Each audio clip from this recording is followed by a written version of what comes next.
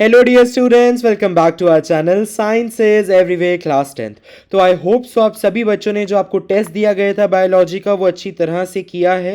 And मैंने पहले कहा था प्लीज़ बच्चे let it be a self assessment test, आपकी खुद की प्रैक्टिस के लिए है। जो भी आप क्लास 10th वाले बच्चे टर्म 2 बोर्ड एग्जामिनेशन साइंस का देने वाले हो उनके लिए वो टेस्ट बहुत ज़्यादा इंपॉर्टेंट था। कौन से चैप्टर्स कवर थे? Heredity and our environment. तो जैसे कि मैंने प्रॉमिस किया था मार्किंग स्कीम ही भी मैं आपको प्रोवाइड करूंगा और वही वीडियो है उसी से रिलेटेड है, इसमें मार्किंग स्कीम आपको प्रोवाइड करने वाला हूँ। So let's get started. But before starting, अगर आप इस चैनल पर नए आए हो तो जल्दी से चैनल को सब्सक्राइब कर दें, लाइक कर दें, शेयर कर दें। सो फर्स्ट क्वेश्चन का आंसर देख लीजिए। अगर आपने लिखा है बॉय और या फिर आपने लिखा है male, you can give marks, full marks. Okay, boy male is the correct answer.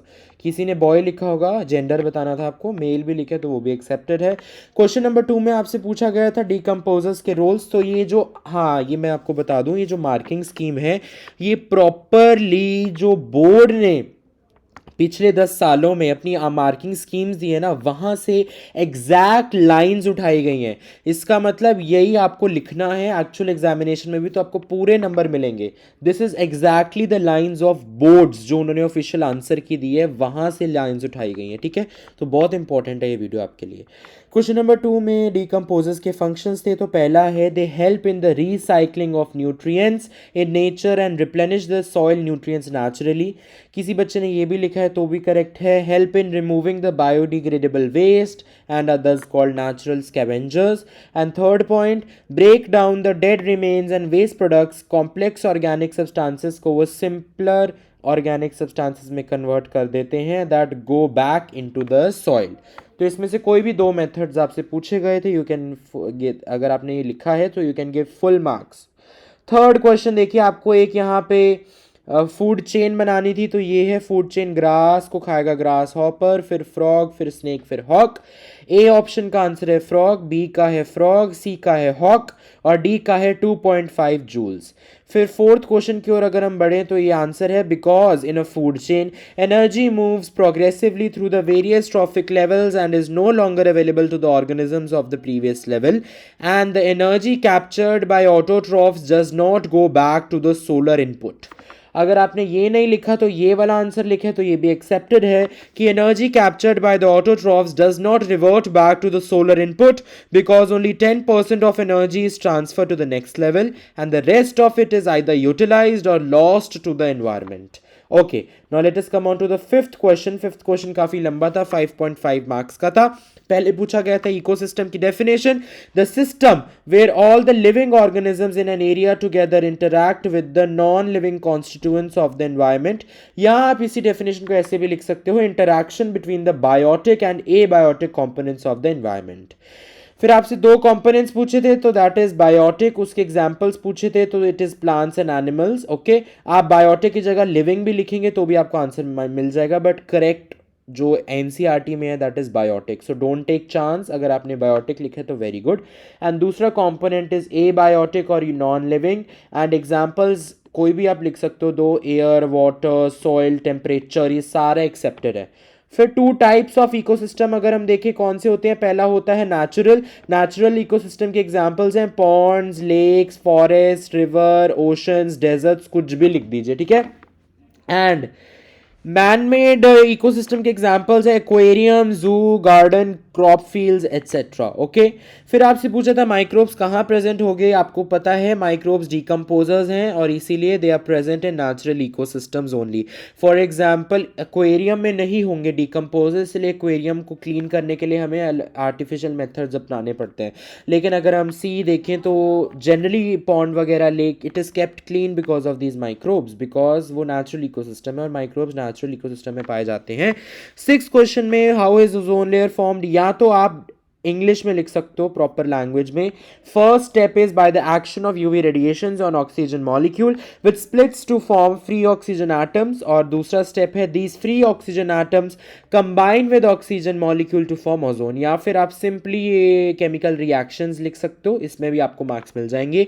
O2 UV radiation break हो जाता है O प्लस O एटम्स में और फिर एक एटम कंबाइन करते हैं एक मॉलिक्यूल के साथ to form O3 molecule, that is ozone.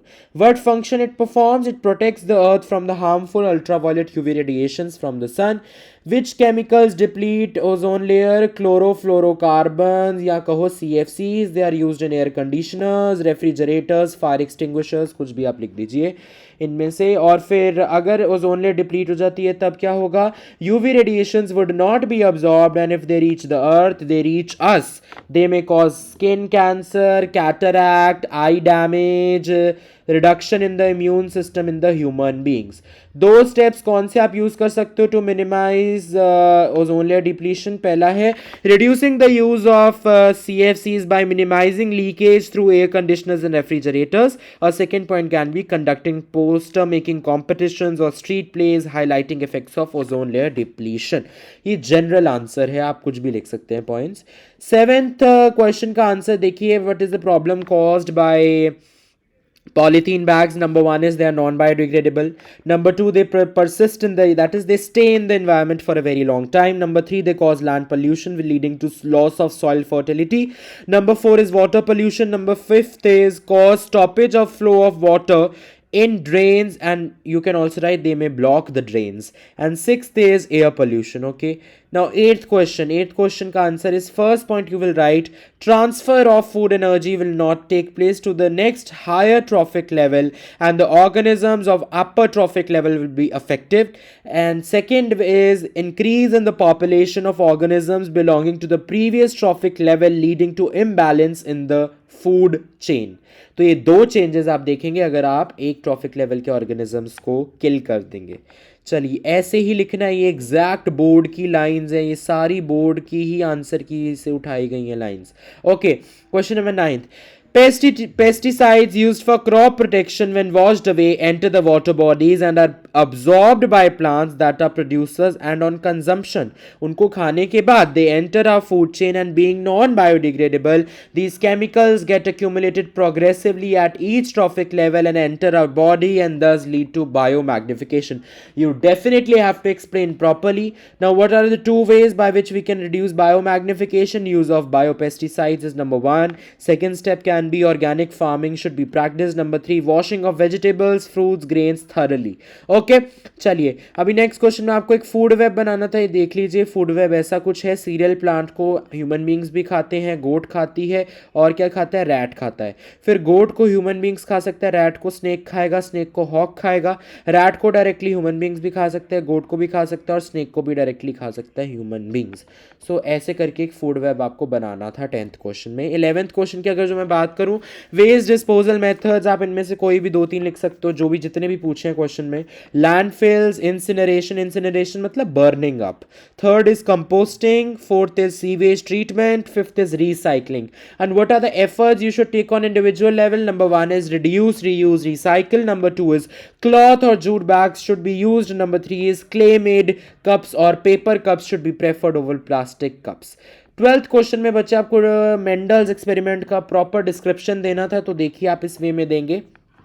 ये एक एक पॉइंट हाफ मार्क का है और ये एग्जैक्टली बोर्ड की आंसर की ही है। तो पहला point, Mendel in his experiment selected garden pea plant with contrasting characters such as tall and dwarf and crossed them and raised F1 generation. Second point, he observed that only one of the two contrasting characters appeared in the F1 generation and the other did not appear.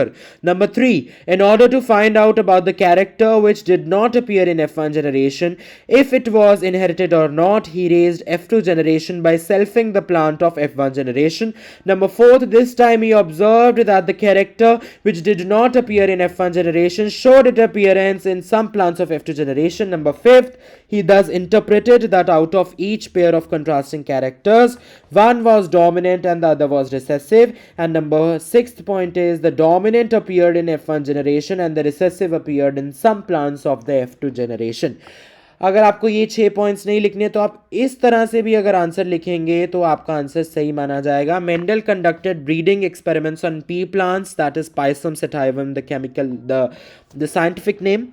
तो points क्या है? Number 1, he selected pure bread tall and dwarf plants. Second is he cross pollinated these plants. Number 3rd is in the F1 generation obtained only tall plants. Tallness is the dominant trait. Number 4th, then he produced F2 generation by selfing of hybrids, that is the F1 generation. Number 5th is he found that 3/4 of the plants were tall and 1/4 were dwarf. Number 6th is the trait which remains hidden in F1 generation plants is the recessive traits. But I think better है अगर आप ये वाला description देंगे ना, this is much more in detail. आप साथ में थोड़े से पॉइंट्स ये भी इंक्लूड कर देना कि कितने प्लांट्स टॉल थे, ड्वार्फ थे, ये भी आप बता सकते हो.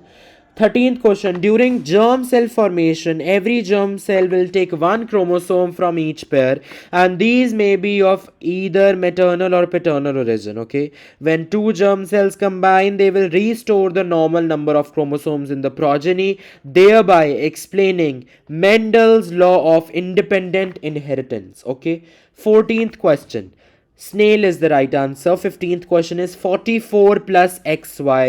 16th answer is dwarf trait was present in the progeny of F1 generation but it was not expressed because tallness trait was present, which is a dominant trait. However, dwarfness reappears in F2 generation because it is a recessive trait which shows its presence only in the absence of dominant trait, that is tallness. ठीक है. Next question की अगर जो मैं बात करूं, 17th question में देखिए यहाँ पे मैंने आपके लिए टेबल बनाए ही हुए हैं. आप कोई भी कैरेक्टर लिख सकते हो other than height. You have flower colour, flower position, seed shape, seed colour, pod shape. उसके डोमिनेंट कैरेक्टर्स भी यहाँ पे लिखे हुए हैं, रिसेसिव भी लिखे हुए हैं. आपने अगर प्रॉपरली आंसर किया है इसको, you should give full marks. 18th question का आंसर है बच्चे, F1 generation all are violet and F2 generation की फिनोटाइप है 3 वॉयलेट हैं and is to 1 white. This is the ratio, 3:1 is the ratio. और किसकी रेशो है? Violet is to white. B part है heterozygous violet means capital V small v and they are 2 in number, so the calculations also you have to show 2 divided by 4 multiplied by 100, that is equals to 50%.